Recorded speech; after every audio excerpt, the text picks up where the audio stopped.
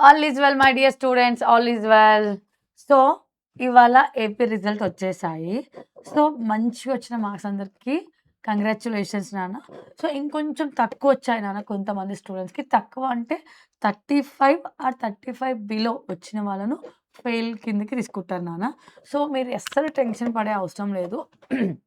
ఎందుకు అంటే, ఫెయిల్ అయిన స్టూడెంట్స్‌కి ఎవరికైనా గూడా గవర్నమెంట్ అనేది ఇంకొక ఆప్షన్, ఇంకొక చాయిస్ అనేది ఇవ్వడం జరుగుతుంది. కాబట్టి మీరు కూడా ఏదైతే 1 ఆర్ 2 సబ్జెక్ట్స్ పోతాయో, వాళ్ళు మళ్ళీ సప్లిమెంటరీ ఫీజ్ కట్టేసి ఎగ్జామ్ రాసేస్తే దాంట్లో పాస్ అయిపోతే మీరు నెక్స్ట్ ఇంటర్‌కి ఎళ్ళిపోవచ్చు. సో, మీరు బాధపడే అవసరం లేదు. టెన్షన్ పడే అవసరం లేదు. మీ 1 ఇయర్ అనేది అసలు వేస్ట్ అవ్వలేదు. అది గుర్తుపెట్టుకోండి నాన్న.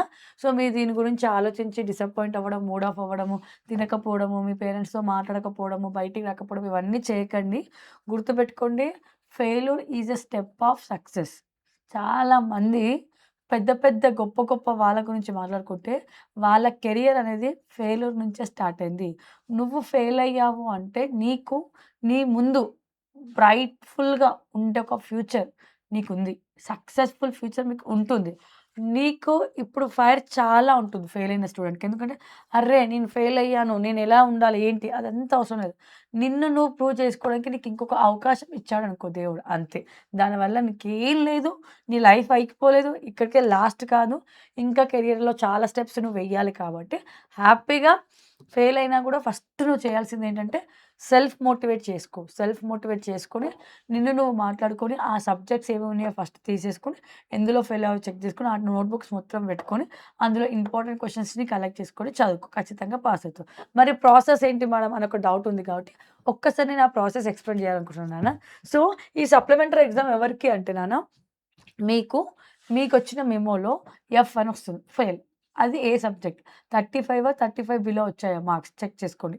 ఎన్ని సబ్జెక్ట్‌లు అవి చెక్ చేసుకోండి. చెక్ చేసుకున్న తర్వాత మీ ప్రాసెస్ ఎలా స్టార్ట్ చేయాలి? మరి ఫెయిల్ అయిన వాళ్ళ ప్రాసెస్ ఎలా ఉంటుందనేది ఒక్కసారి చూద్దాము. చాలామంది స్టూడెంట్స్‌కి ఐడియా లేదు కాబట్టి చెప్తున్నాను నాన్న.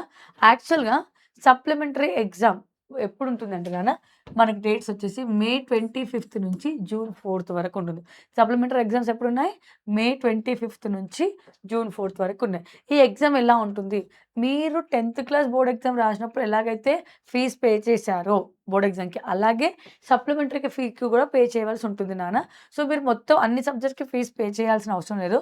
మీరు ఏ సబ్జెక్ట్‌లో ఫెయిల్ అయ్యారో ఆ సబ్జెక్ట్‌కి సంబంధించిన పర్టిక్యులర్ సబ్జెక్ట్ ఫీజ్ పే చేయవలసి ఉంటుంది. సో, ఎలా పే చేయాలి? How to pay from the fees. How to pay exam fees అంటే, నాన్న మీరు మీ స్కూల్‌కెళ్ళిపోవాలి. మేడం నా సబ్జెక్ట్స్ ఇవి పోయినాయి అని చెప్పేస్తే, వాళ్ళే ప్రాసెస్ అంతా కంప్లీట్ చేసేస్తారు. Okay. And one more doubt ఏంటంటే, ఎప్పటి నుంచి పే చేయాలి? నాన్న మీకు సప్లిమెంటరీ ఫీజ్ కట్టడానికి ఎప్పటి నుంచి టైం ఉందంటే, మే 1 నుంచి మే 9 వరకు టైం ఉంది. ఎప్పటి నుంచి ఎప్పటి వరకు? మే 1 నుంచి మే 9 వరకు టైం ఉంది. కాబట్టి ఈ లోపల మీరు సప్లిమెంటరీ ఫీజ్ కట్టేయొచ్చు. ఒకవేళ మే 9 అయిపోతే ఎలా మేడం అనంటే, మీకు లేట్ 50+ యాడ్ అవుతుంది నాన్న. అంటే మీరు కట్టవలసిన సబ్జెక్ట్ ఏదైతే మనీ ఉంటుందో, ఆ మనీకి 50+ అనేది ఎక్స్‌ట్రా తీసుకోవడం జరుగుతుంది. సో, అది కూడా ఎక్కువ రోజులు పెట్టుకోకండి. కాబట్టి 9థ్ లోపల కట్టడానికి ట్రై చేయండి. 9థ్ మిస్ అవుతే ఒక 2 డేస్ లోపల 9థ్ తర్వాత 10థ్, 11థ్ డేట్‌లలో 50+ని ఇచ్చేసి కట్టేసేయండి. మరి ఫీజ్ ఎంత మ్యామ్ అంటే, మీరు స్కూల్‌కెళ్ళాక స్కూల్‌లో ప్రిన్సిపల్ కానీ, అక్కడ ఉండే అకౌంటెంట్ వాళ్ళు గాని, అడ్మినిస్ట్రేటివ్ డిపార్ట్‌మెంట్ ఉంటుంది కదా! వాళ్ళు మీకు ఎక్స్‌ప్లెయిన్ చేస్తారు. అంత ఫీజ్ కట్టేస్తే సరిపోతది. ప్రాసెస్ అంతా వాళ్ళు చూసుకుంటారు. టెన్షన్ లేదు. ఓకే. ఇది సప్లిమెంటరీ ఫీజ్ గురించి డీటెయిల్ స్ట్రక్చర్ నాన్న. అండ్ వన్ మోర్ మీకు చాలామంది స్టూడెంట్స్ ఏమంటున్నారంటే, ఇంకా మార్క్స్ రావాలి. మార్క్స్ ఎందుకు మిస్ అయ్యాయని అడుగుతున్నారు. సో, వాళ్ళకి నేనేం చెప్తున్నాను అంటే, నాన్న మీకు రీకౌంటింగ్, రీవెరిఫికేషన్ అనేది ఒకటుంటది.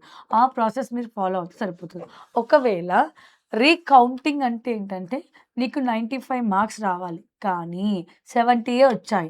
ఇన్ని మార్క్స్ అసలు తగ్గదు. నేను రాసావు అని నీకు కాన్ఫిడెంట్ ఉంటే రీకౌంటింగ్‌కి నువ్వు పెట్టుకోవచ్చు. రీవెరిఫికేషన్ అంటే ఏంటంటే నాన్న, రీవెరిఫికేషన్‌లో నీ ఆన్సర్ పేపర్ ఏదైతే ఉంటుందో జిరాక్స్ అనేది నీ దగ్గరికి మీ ఇంటికి పంపించేస్తారు. కొరియర్ చేసేస్తారు. నువ్వు చెక్ చేసుకోవచ్చు. ఎక్కడ మార్క్స్ చెక్ పోయాయి, కరెక్ట్ ఉన్నాయా లేదా అని ప్రతిదీ చెక్ చేసుకోవచ్చు. బట్ నేను క్లియర్‌గా చెప్తున్నాను. మీ పేపర్‌ని ఒక్కటికి ముగ్గురు చెక్ చేస్తారు. అట్‌మోస్ట్ 3% చెక్ చేస్తారు కాబట్టి మీ మా ఎలాంటి మిస్టేక్స్ లేకుండా చూస్తారు. And one more, for example మీరు ఒక క్వెషన్ రాసారు. ఆ క్వెషన్‌కి యాక్చువల్‌గా 4 మార్క్స్. సో, ఇన్విజిలేటర్ చేసేవాళ్ళు ఏం కరెక్షన్ చేసే పర్సన్స్ ఏం చేశారు, దీనికి 2 మార్క్స్ ఏసారనుకో, 2ని మాత్రమే కౌంటింగ్‌గా తీసుకుంటారు. ఇదే ఫైనల్ కౌంటింగ్. ఇక్కడ నాకు 4కి 4 రావాలంటే 4 ఎయలేదు. సో, అక్కడ కరెక్షన్ చేసే టీచర్ ఆర్ సార్ అనే పర్సన్ నువ్వు రాసిన ఆన్సర్‌కి 2 ఏసాడంటే అదే ఫైనలు. నువ్వు మళ్ళీ రీవెరిఫికేషన్ పెట్టుకున్నా, రీకౌంటింగ్ పెట్టుకున్నా ఇది 4 మాత్రం కాదు. ఈ క్లారిటీ నువ్వు మెయింటైన్ చెయ్యు. అండ్ వన్ మోర్ నేనేం చేయాలనుకుంటున్నానంటే, నీకు రీకౌంటింగ్ గాని, రీవెరిఫికేషన్ ఎక్కడ యూజ్ అవుతుందంటే, ఇక్కడ నువ్వు 4 మార్క్స్ ఆన్సర్ రాసావు. పర్ఫెక్ట్ రాసావు. కానీ నీకిక్కడ 0 ఏసాడు. మార్క్స్ ఎయ్యలేడు. మార్క్స్ ఎయ్యని దాని దగ్గర మాత్రమే చెక్ చేయడం జరుగుతుంది. సో, ఏ టీచర్ అయినా గూడా ఒక క్వెషన్‌కి 0 అనేది వెయ్యరు 100%. ఏం చేస్తారంటే 1నో, 2నో, హాఫో ఎంతో కొంత మార్క్ ఏస్తారు.